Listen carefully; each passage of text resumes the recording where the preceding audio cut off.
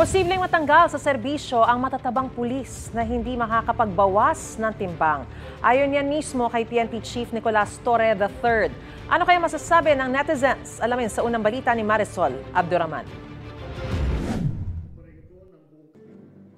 Sa pag-upo bilang PNP Chief ni Police General Nicolas Torre III, isa sa mga una niyang direktiba sa mga pulis, dapat physically fit. Ibig sabihin, hindi dapat malaki ang tiyan. Kasi kung ang role nga naman ng pulis ay tawag dito ay tumakbo, paano ka nga naman makakatakbo kung halos hindi mo na mabitbit yung sarili mo.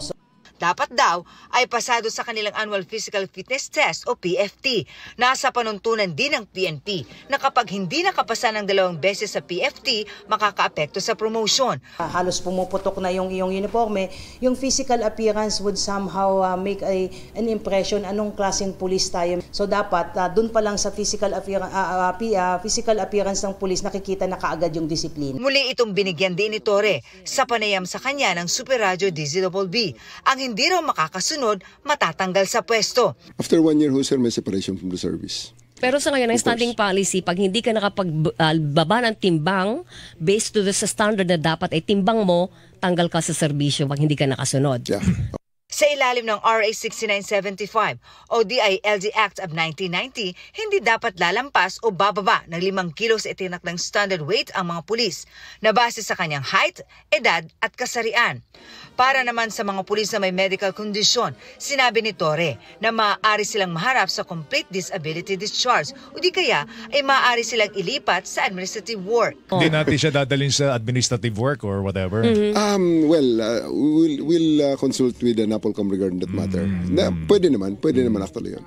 Tinanong namin ang mga kapuso online kung pabor silang matanggal sa pwesto ang mga overweight na pulis.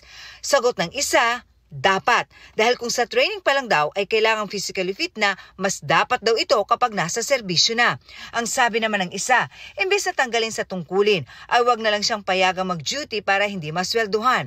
Pwede rin daw na i-assign nilang ang mga overweight na pulis sa mga trabahong hindi nakikipaghabulan o di kaya ay sa opisina. Ang dapat daw tanggalin ay ang mga sangkot sa illegal na droga o krimen. Hindi naman pabor ang isa pa dahil kahit overweight daw ang isang pulis, pero tapat at nagagampanan naman ang tungkulin ay bakit kailangang tanggalin. Ito ang unang balita. Marisol Abduraman para sa GMA Integrated News.